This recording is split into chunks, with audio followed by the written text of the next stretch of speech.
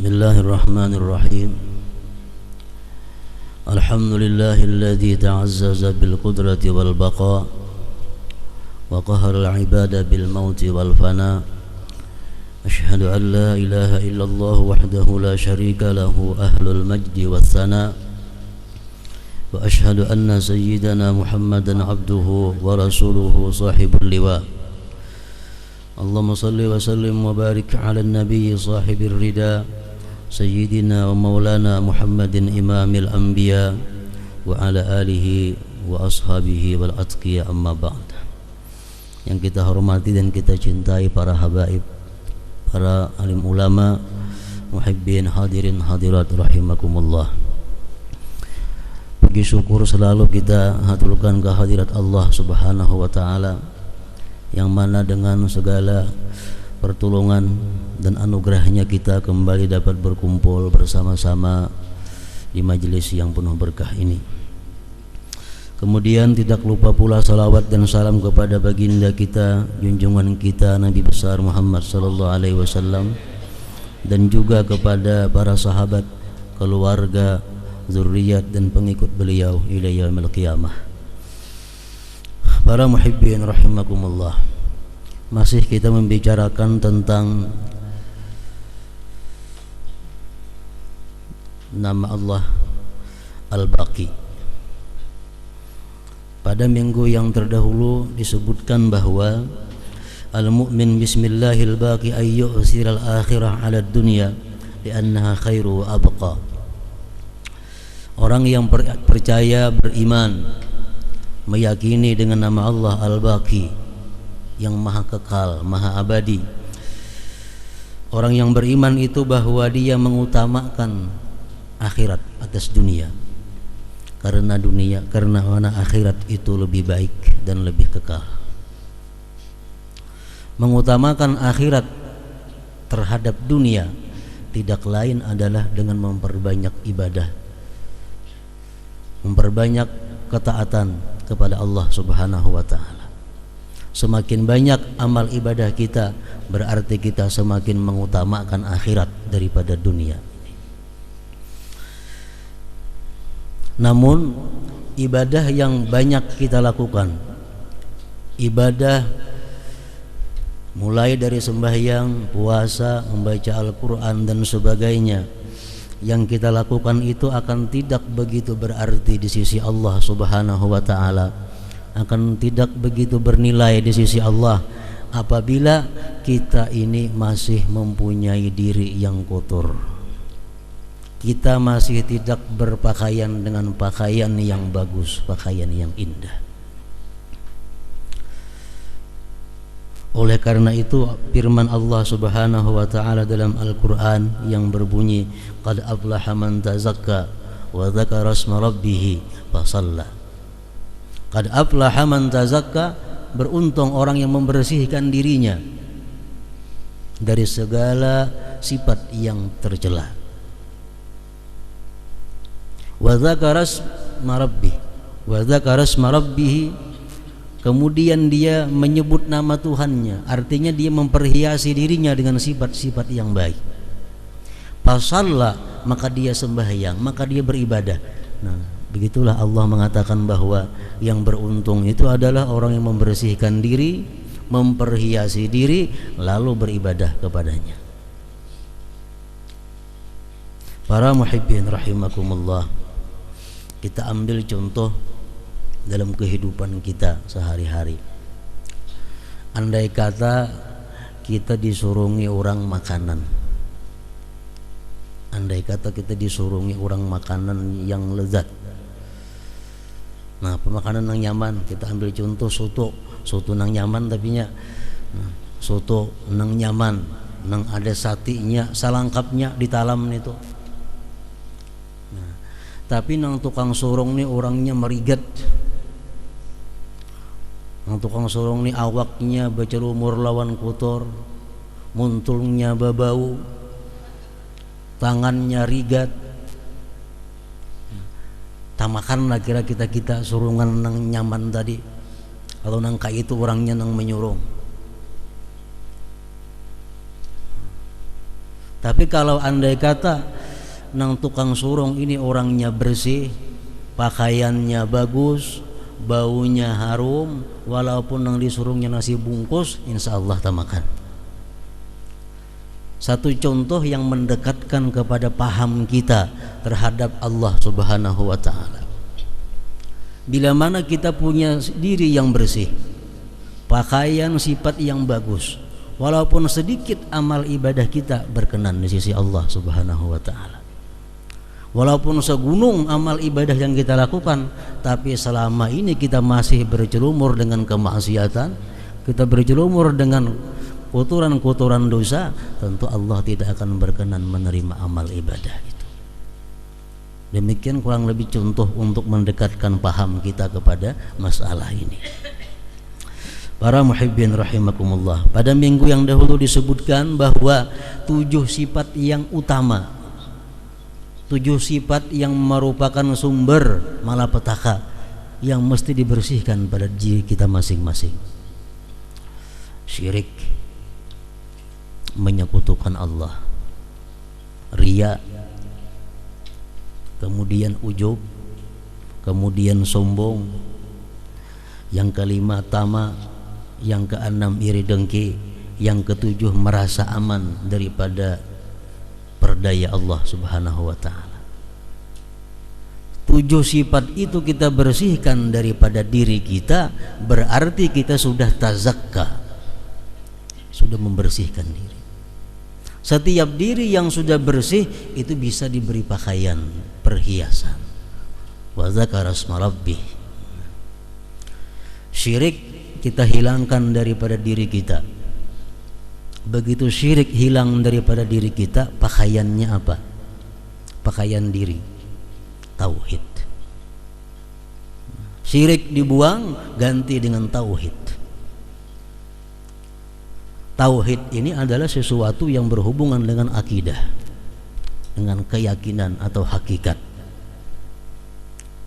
Dulunya kita menyekutukan Allah, tapi sekarang sudah mengesahkan, menunggalkan Allah Subhanahu wa ta'ala. Para muhibbin rahimakumullah, tauhid, ilmu tauhid, semuaan insyaallah sudah belajar sifat 20. Cuma yang perlu ditambah lagi adalah kemantapan daripada pelajaran sifat 20 itu. Maksudnya kemantapan itu adalah makin kita gali dalil-dalilnya, sumber-sumber yang menguatkan keyakinan kita tentang pelajaran kepada sifat 20 itu. Pertama, wujud. Allah Subhanahu wa ta'ala bersifat wajib wujud. Wujud apa artinya? Ada. Semuaan tahu artinya. Tapi kalau ditakuni, kalau Tuhan itu ada, di mana? Ketenang kau menjawabnya.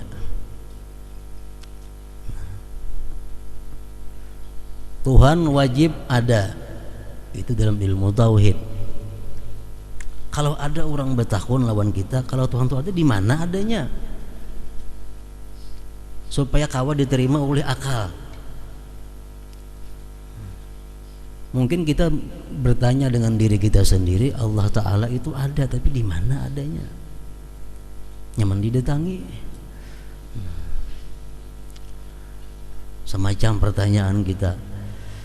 Mungkin timbul pertanyaan, Allah Ta'ala itu ada, apabila adanya? Nah, ini jawaban-jawaban seperti itu perlu kita cari untuk memantapkan tauhid kita ini. Para muhibbin rahimakumullah, Imam Ali pernah mengatakan, beliau ditanya orang, wahai Imam, kalau engkau mengatakan Allah itu ada, di mana? Nah, beliau menjawab, ujar Imam Ali, kalau engkau bertanya di mana Allah, berarti engkau bertanya di mana tempatnya Allah. Ngaran tempat itu berapa buting? Atas, bawah, kiri, kanan, muka, belakang. Ada lain badan itu. Bila ada atas ke bawah tuh. Bawah, kiri, kanan, muka, belakang. Di bawah apa? Bawah langit umpamanya, di atas langit, di kiri bulan, di kanan bulan, muka matahari. Nah pasti ada macam itunya. Bila kita bertanya di mana Allah, berarti kita bertanya tempat Allah. Nah jawaban untuk itu adalah menurut Imam Ali karramallahu wajhah, bahwa Allah subhanahu wa ta'ala itu sudah ada sebelum dia menciptakan tempat. Sebelum Allah menciptakan tempat, Allah sudah ada. Sebelum ada matahari, Allah sudah ada. Sebelum ada langit, Allah sudah ada. Sebelum ada aras, Allah sudah ada. Allah sudah ada sebelum adanya tempat. Dan sekarang Allah tetap seperti yang dulu. Sekarang Allah tetap seperti yang dulu. Nah, itu kalau kita mau menanyakan tempat di mana Allah. Allah ada sebelum adanya tempat. Dan sekarang dia tetap seperti yang dulu. Pertanyaan lagi timbul dalam hati kita mungkin, apabila Allah Ta'ala itu adanya.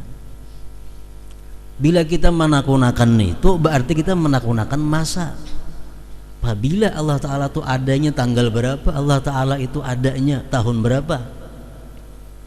Nah jawaban yang demikian adalah bahwa masa itu berarti perputaran matahari dan bulan. Ada masa. Sedangkan Allah Ta'ala sudah ada sebelum adanya matahari dan bulan itu. Nah, jadi Allah Ta'ala itu disebut qidam, tidak ada permulaannya. Tidak ada permulaannya. Allah Ta'ala baqa, tidak ada ujungnya.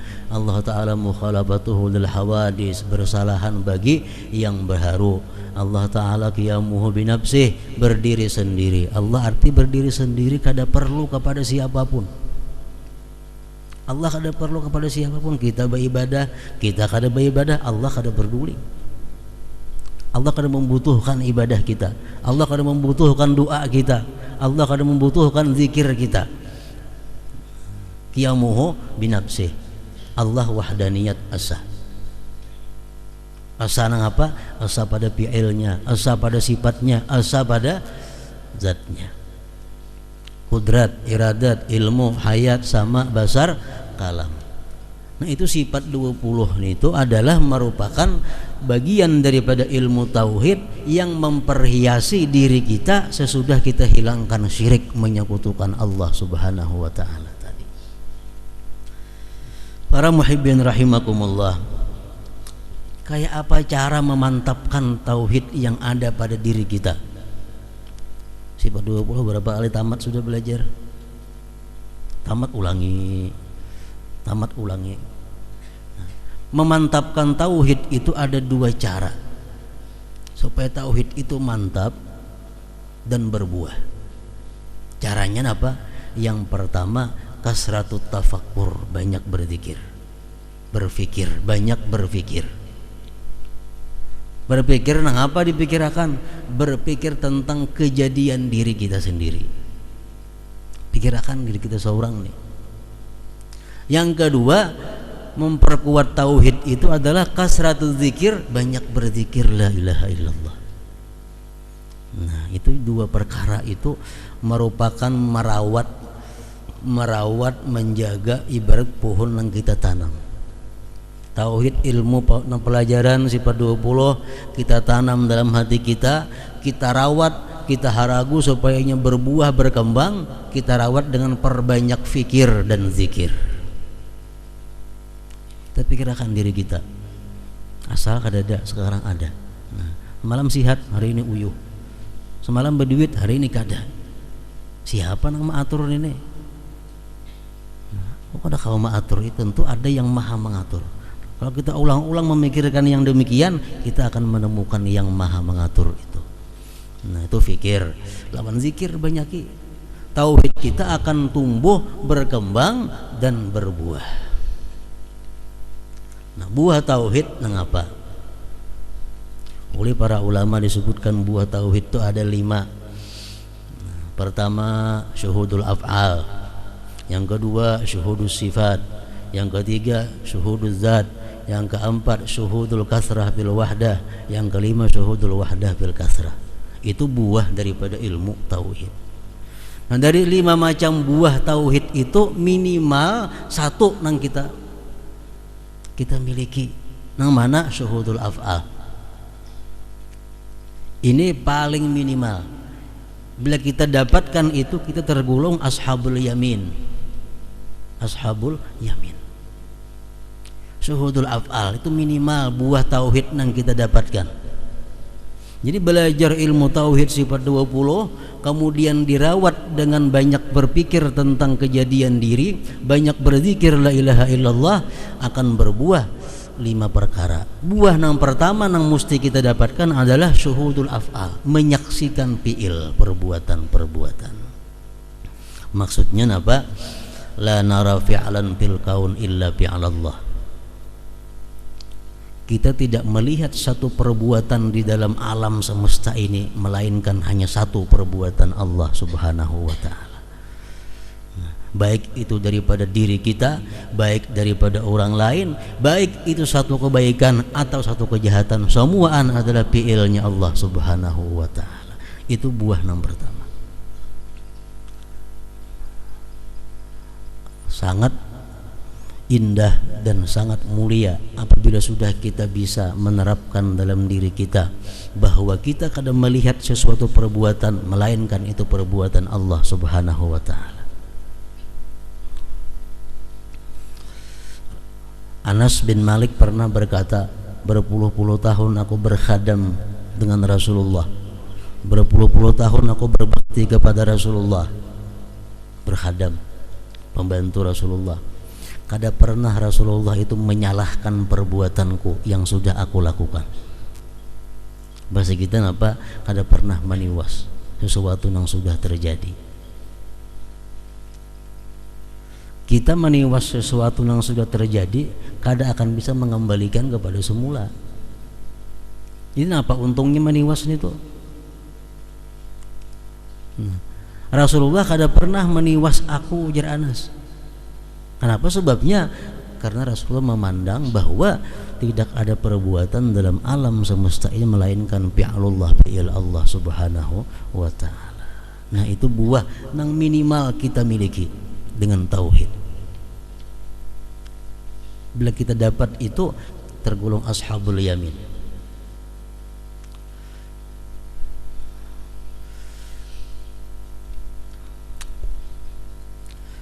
Pertama tadi tauhid. Nah, sudah buah pertama itu kita dapat, otomatis buah-buah berikutnya akan dirasakan kepada kita oleh Allah Subhanahu wa ta'ala. Secara bertahap kita melihat sesuatu, ada perbuatan, itu adalah perbuatan daripada Allah Subhanahu wa ta'ala. Baik itu benda mati atau benda hidup, kita ingat kepada Allah Subhanahu wa ta'ala. Itu perhiasan diri.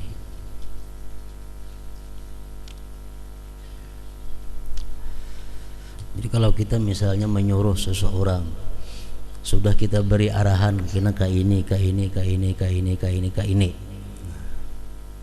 Kayaknya bila sudah kesimpulannya, hasilnya digawinya, sakalinya kada sesuai lawan arahan kita. Nah, bila kita mengingat bahwa la fi'la illa fi'lullah, kita kada akan meniwas lawan orang yang kita suruh itu. Kada akan meniwas inya, menumpalak inya. Karena kita sadar bahwa kita sudah berusaha namun hasilnya macam ini adalah fi'il daripada Allah Subhanahu wa ta'ala. Tauhid macam itu. Para muhibbin rahimakumullah. Kemudian yang kedua, riya, sifat yang buruk ini dibuang daripada diri kita, diganti dengan perhiasan yang namanya ikhlas. Perhiasan yang namanya ikhlas. Firman Allah Subhanahu wa ta'ala dalam surat Al-Kahfi, "Faman kana yarju liqa'a rabbih falyamal 'amalan shalihan wa la yusyrik bi'ibadati rabbih ahada."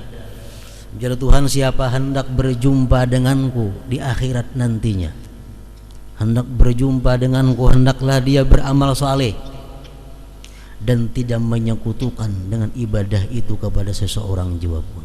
Artinya ibadahnya murni ikhlas karena Allah. Itu modal untuk dapat berjumpa dengan Allah Subhanahu wa taala. Hadis kudusi mengatakan al-ikhlas sirrun min sirri istauda'tuhu qalba man ahbabtu min ibadi. Ujar Tuhan dalam hadis kudusi ini, ikhlas itu adalah satu rahasia daripada rahasiaku yang aku berikan, aku letakkan dalam hati hamba-hambaku yang kucintai. Rasulullah bersabda, akhlisil amal yujzika minhul qalil. Ikhlaslah kau beramal, cukup sedikit beramal. Artinya walaupun sedikit tapi ikhlas, nah, cukup sudah. Akhlisil amal yujzikal qalil, yujzika minhul qalil, cukup daripada engkau sedikit. Para muhibbin rahimakumullah, riya secara ringkas, kita beribadah kepada Allah didorong oleh sesuatu yang tidak disukai oleh Allah Subhanahu wa taala.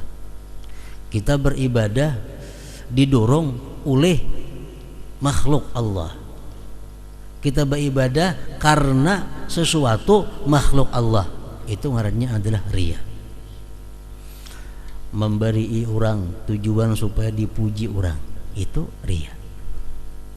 Memberi orang tujuan supaya dipilih orang, riya. Maubati orang tujuan supaya dicintai orang adalah riya. Apapun ibadah bilanya motivasinya tujuannya itu bukan karena Allah, ngarannya adalah riya. Itu kita buangi, kita ganti dengan ikhlas. Nah, ikhlas ini adalah artinya kita beramal ibadah sesuatu tidak ada yang mendorong kita selain karena Allah. Kenapa membaca Quran? Tujuannya kada lain hendak mendekatkan diri kepada Allah. Kenapa membaca zikir? Kada lain karena menjalankan perintah Allah. Itu ikhlas. Nah, walaupun sekali berzikir tapi ikhlas macam itu, yujzika minhul qalil, ujar Nabi, cukup daripada engkau. Apalagi banyak beribu-ribu zikir sekali.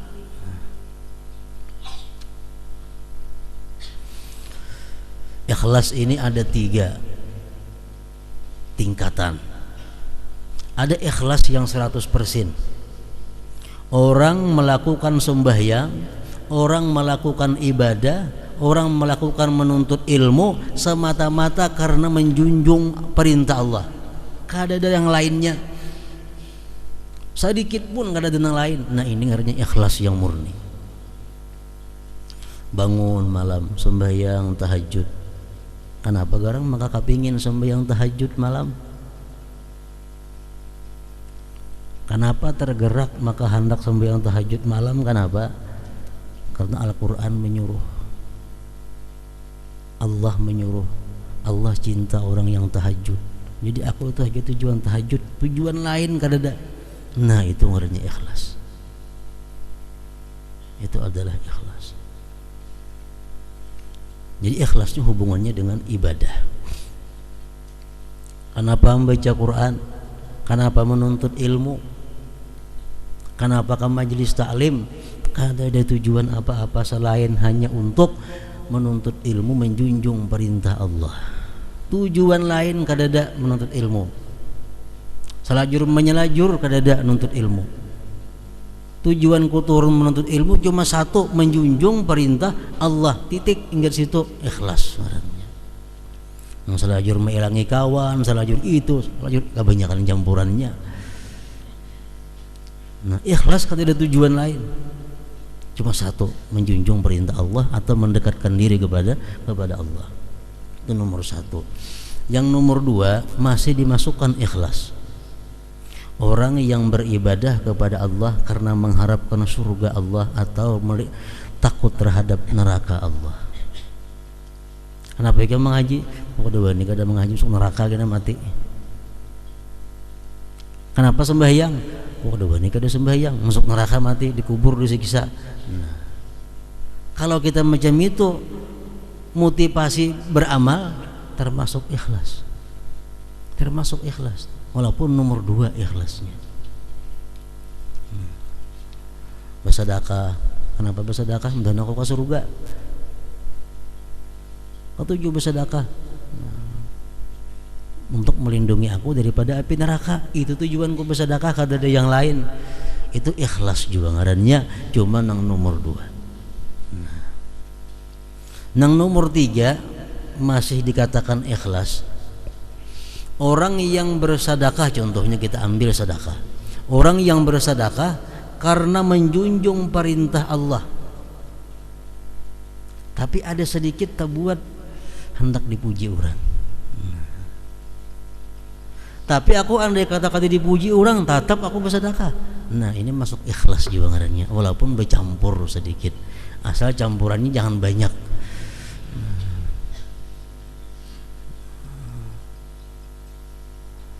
Jadi bisa dimaafkan itu hanya kalau untuk sekedar menggairahkan. Bisa dimaafkan kalau hanya sekedar untuk meringankan. Tapi kada dimaafkan bila untuk melakukan. Tahun ini naik haji, selajur aku membawa jamu, di situ payu jamu. Tapi andai kata aku kada membawa jamu, tetap aku naik haji juga. Nah, ini ikhlas kada? Ikhlas. Tapi bercampur sedikit, masih dimaafkan menurut Al-Imam Al-Ghazali. Nah, jadi sedikit ada bercampur. Tapi kalau campurannya ini sama banyaknya, itu ikhlas kada ngarannya, riya kada, draw. Berpahala kada, berdosa kada. Sama 50%. Nah, kalau banyak nang kada baik daripada Allah, itu hanya disebut adalah riya. Nah, itu dosa yang didapat, bukan pahala daripada ibadah yang ia lakukan. Contohnya umpamanya seorang bini-bini ini menutup aurat, berjilbab, kita ambil contoh. Kenapa yang berjilbab? Perintah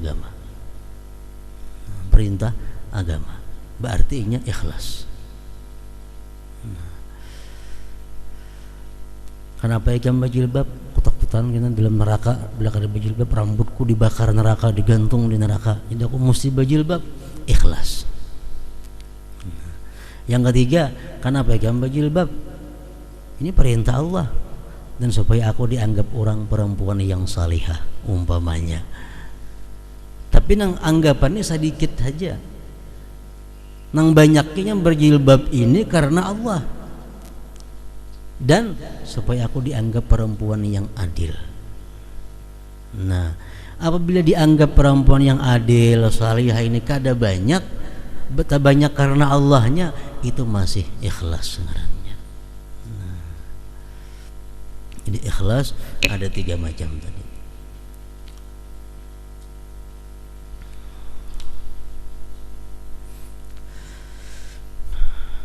Sesudah sifat riya dihilangkan daripada diri kita, gantinya adalah ikhlas.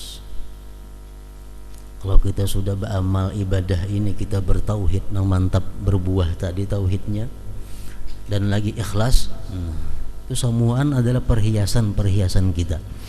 Yang ketiga, sifat nang kada baik nang dibuang daripada diri kita adalah ujub. Ujub itu apa artinya? Merasakan bahwa ibadah yang kulakukan ini, merasakan bahwa kepintaran yang ada pada diriku ini terbit daripada diri sendiri, lupa bahwa itu anugerah Allah. Itu ngarannya adalah ujub.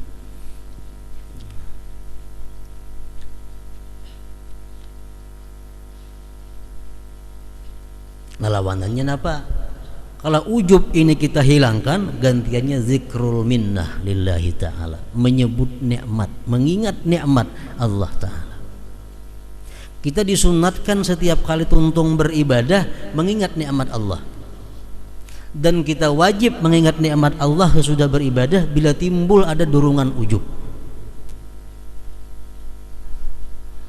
Kita misal membuat sesuatu yang sulit, sesuatu yang muskil, nah orang kadang dapatnya, biasa orang baca kita paham, nah kita dapat, dalam hati kita timbul mungkin kepintaran kita, wah aku pintar, aku hebat.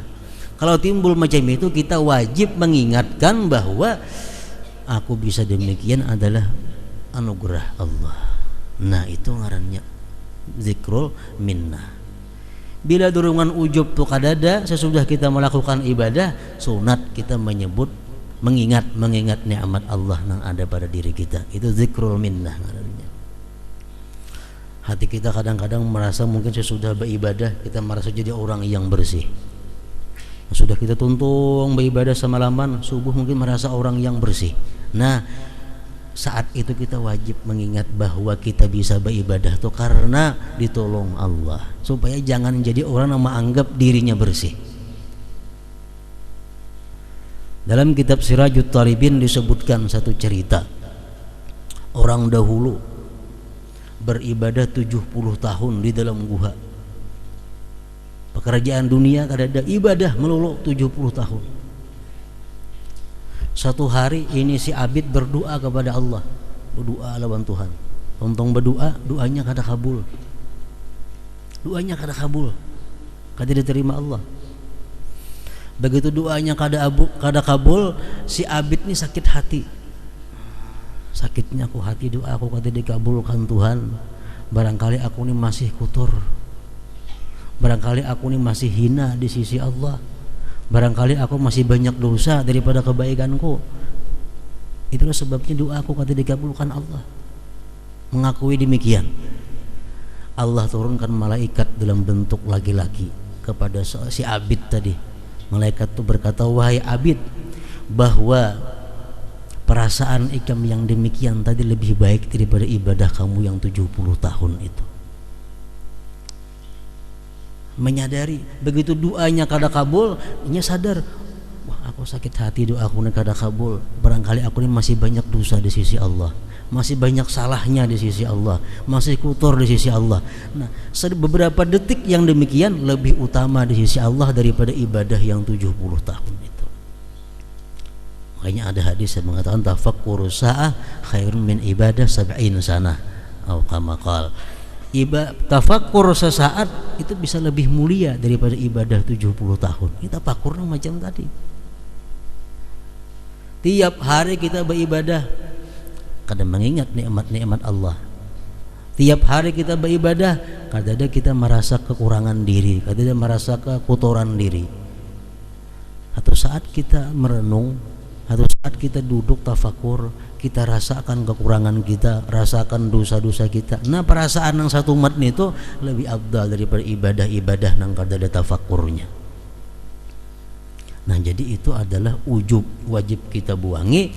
Gantinya apa? Setiap kita melakukan ibadah, setiap kita ada melakukan sesuatu yang istimewa pada diri kita, kita ingat bahwa itu nikmat Allah Subhanahu wa taala. Para muhibbin rahimakumullah.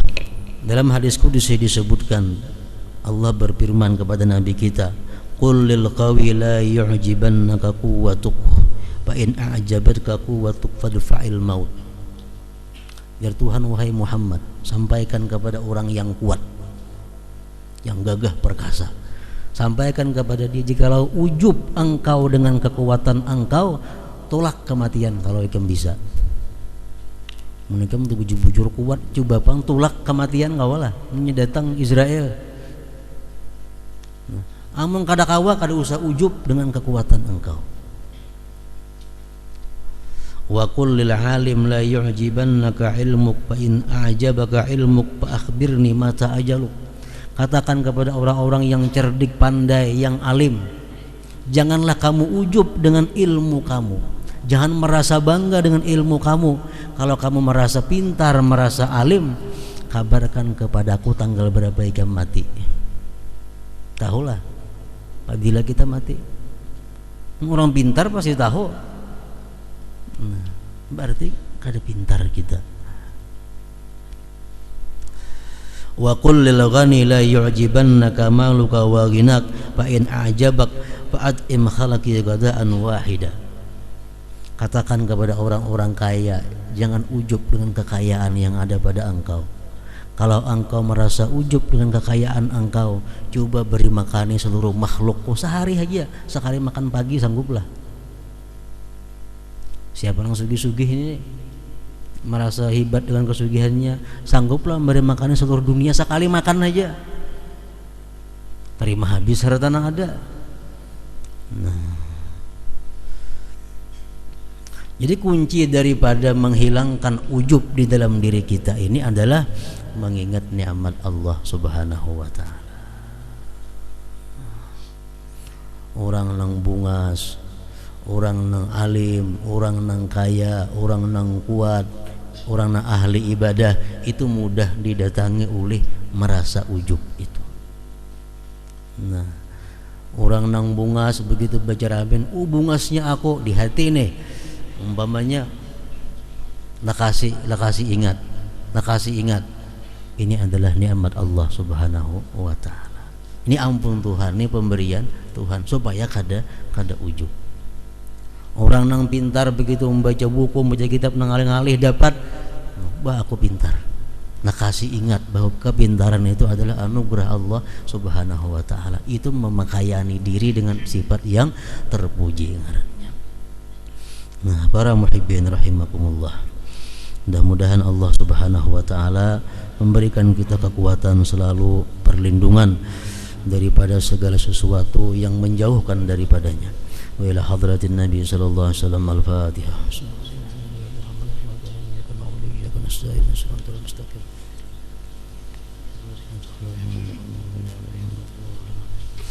أشهد أن لا إله إلا الله وحده لا شريك له أشهد أن سيدنا محمدا عبده ورسوله لا إله إلا الله أفني بها عمري لا إله إلا الله أدخل بها قبري لا إله إلا الله أخلو بها وحدي لا إله إلا الله ألقى بها ربي لا إله إلا الله قبل كل شيء لا إله إلا الله بعد كل شيء لا إله إلا الله يبقى ربنا ويفنى كل شيء لا إله إلا الله نستغفر الله لا إله إلا الله نستغفر الله لا إله إلا الله نستغفر الله لا إله إلا الله ونتوب إلى الله لا إله إلا الله محمد رسول الله صلى الله عليه وسلم فيا أيها الرجل منه شفاعة صلوا عليه سلموا تسليما